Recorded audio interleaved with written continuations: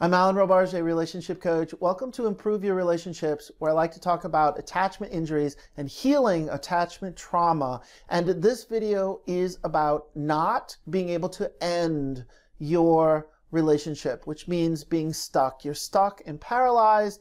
You have obsessive thinking where you're caught between stay, go, stay, go, stay, go. You have looping mind, and this creates confusion. You're stuck in confusion. You're stuck in inaction. You're not taking action. And in fact, this video is part of a series of all the different ways that we play mind games with ourselves. This video is to highlight the mind games that keep you stuck, and how you reinforce faulty thinking, and how you use rationalizations not to take action, and how you have illogical beliefs that are keeping you in this relationship that is bad. And we can use different relationships, different words to describe, maybe it's a bad relationship.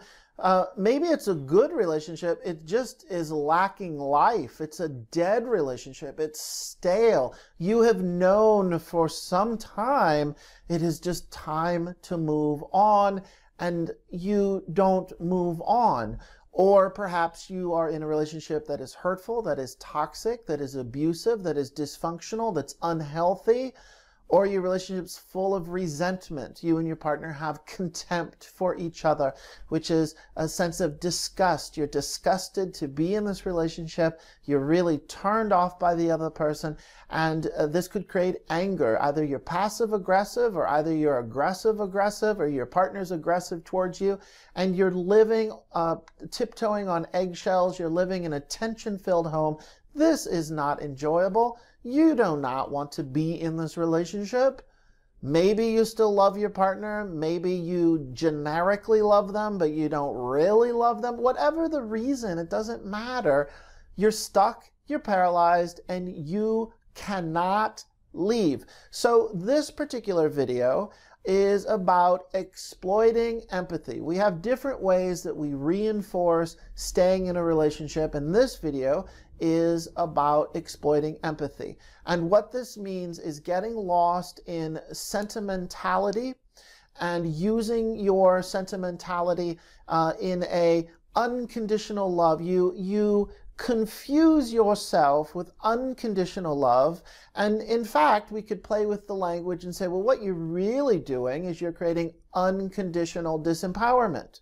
And you're focusing on this very sentimental, emotional, exploiting your emotional feelings to reinforce that you must stay in a relationship that's not working. You're confusing yourself around your own positive regard, your own, sense of love, your own caring for the other person, and you're exploiting, you're exaggerating those feelings in such a way that reinforce staying stuck, that keep you paralyzed in a relationship that ultimately you do not want to be in this relationship.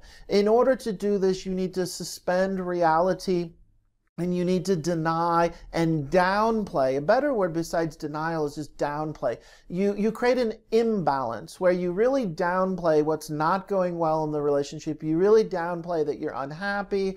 You really downplay that this partner is not the right partner for you. You downplay that you have years and years or months and months of struggle and tension and the relationship's not working out. But you fixate and you get really focused on, oh, but I love him and I love her. And then it goes even beyond that. Some examples are you make excuses for your partner, and you make excuses for your partner's bad behavior. You make excuses that your partner is just not the right one for you, and you do it in such a way that you find yourself focusing on some sentimental, overly sentimental affection and kindness in such a way that you can downplay and deny the reality that your partner is not treating you really that well.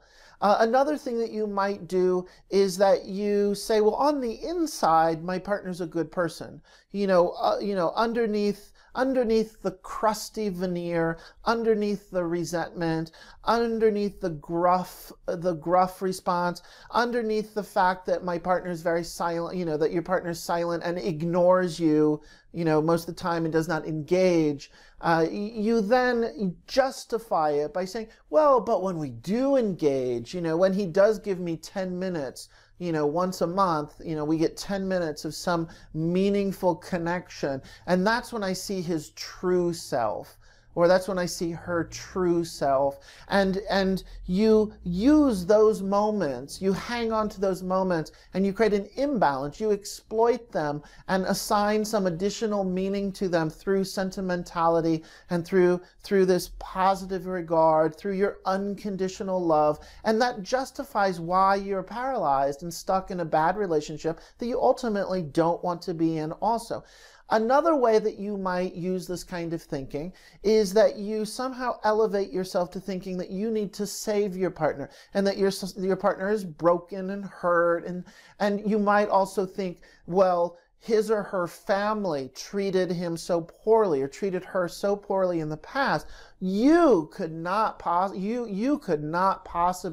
end the relationship, because then that would be like rejecting him or her, and you can't reject him because his family rejected him, and you're going to be different. You're going to hold yourself up to some higher standard of some profound loving capability, and through your unconditional kindness and looking out for how hurt that he or she might be if this relationship ends, you can then convince yourself not to take responsibility for your life, not to realize that you're unhappy, and not to take action and get out of this relationship. So this is one mind game that we play with ourselves, and I'm just labeling it exploiting your empathy. You exploit your empathy to reinforce staying stuck and staying paralyzed.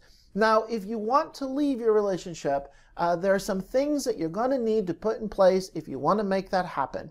One of them is that you need a self. You need a new self. You need a different self. You need a differentiated self beyond the relationship. You need a self that's not disempowered and stuck in a relationship. You need a self that can move beyond the current relationship and begin to imagine a life and a stronger sense of self that is able to live independent, differentiated from the relationship and from your partner. If you don't have a sense of self, self-worth, self-esteem, self-love, and you're nurturing through kindness and compassion ways to validate and ways to approve of your own personal preferences and living your life your way. If you do not have that skill, if you're not doing that for yourself and strengthening who you are, then chances are you're not going to leave. So if you want to leave, think about strengthening your sense of self. You need to have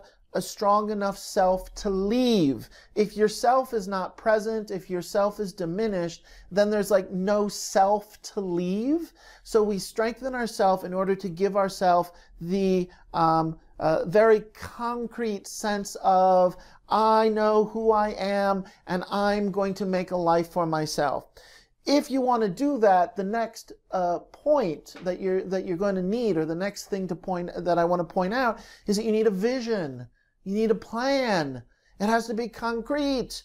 You're not, if you think of going from point A to point B, and point B is leaving the relationship, we need the how. It's not just arriving at point B. It's not just all of a sudden you're out of this relationship and 5 months later you're living your life and you're doing things. We need a very concrete plan. And that means you need the skill to have, to be an event planner, to be a party planner, to use those skills to say, What do I need? I need boxes from Home Depot. I need to save a certain amount of money. I need to think, I'm going to need a different car if I leave this relationship. The kids are going to change schools, so I have to go visit the teachers at the other school. I got to visit the lawyer if you're married and you're getting a divorce. I mean, these are very concrete, practical things. So if you want to leave this relationship where you're stuck, you need a sense of self, a stronger sense of self. Then you need a vision that translates into a plan. Now, you also need agency. You need will. You need motivation. The part, I think of it as gas in the car. If you don't have gas in the car, you're not going anywhere. So the vision and the plan is the car, and the having a sense of self is putting yourself in the car and believing that you can, move the car to another life. But we also need gas, and that's going to power the engine. That's going to give you agency. That's going to allow you to move into the new life. Keep in mind, what's also going to derail you is your grief. You're going to implode into the paralysis of your grief, the inability to take action, because grief can really zap our energy. So when we think of having will, when we think of having agency, when we think of asserting a sense of self and implementing, agency is the ability to implement the plan and to move closer to the vision. And if you have grief that overtakes you and you implode, it can drain your energy, it drains your agency, it drains your motivation, it drains your will. So you need grieving skills. You need boundaries around your grief where you can attend to the grief and you can fall apart and you can cry and things are really sad. And you also need to know how to create some boundaries and containment around the grief so you don't implode and lose all of your energy and lose your agency. So a sense of agency and having boundaries around your grief need to work together. Now, lastly, if you're leaving this relationship, you need to be willing to step into the unknown. You need to let go of your need to control the outcome. You ultimately cannot control the outcome. The whole idea of ending a relationship is to surrender to the new chapter of your life and to walk into the unknown. And that might be frightening, that might be uncomfortable, that will certainly, invite spontaneous new experience. Like, I didn't see that coming, or that was a surprise. Well, that's what happens when we venture out in life. So you can't sit on the bench of life. You can't sit out on life. You have to take a leap. You have to jump. You have to move. Now, you try to be intelligent about it. You shore up some resources. You get friends, on board. You research the best way. You see a financial planner. You talk to a lawyer if you're getting a divorce, whatever you do. I mean, you can be intelligent about it. But what you also need is the willingness to say, yes, today I choose to let go of the control of the outcome. Yes, today I choose to surrender to let this relationship end. And ultimately, we do not know what it's going to look like. We don't know how you're going to come out on the other side. And for a while, you might come out looking pretty bruised and scraped, and things might be really hard. I mean, that's a reality. If you let go of control, you're inviting that possibility.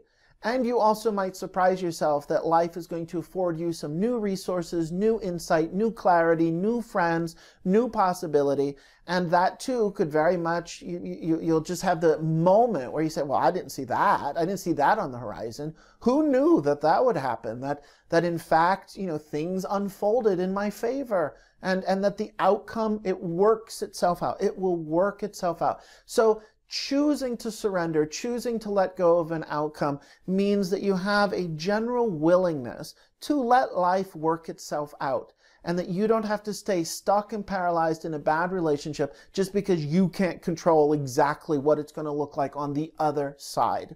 I hope that this video was helpful to you. It's part of a series of different ways that we use faulty thinking and play games with ourselves to stay stuck. So if you like this video, please subscribe to this channel, and there are other videos just like this one, similar to this one.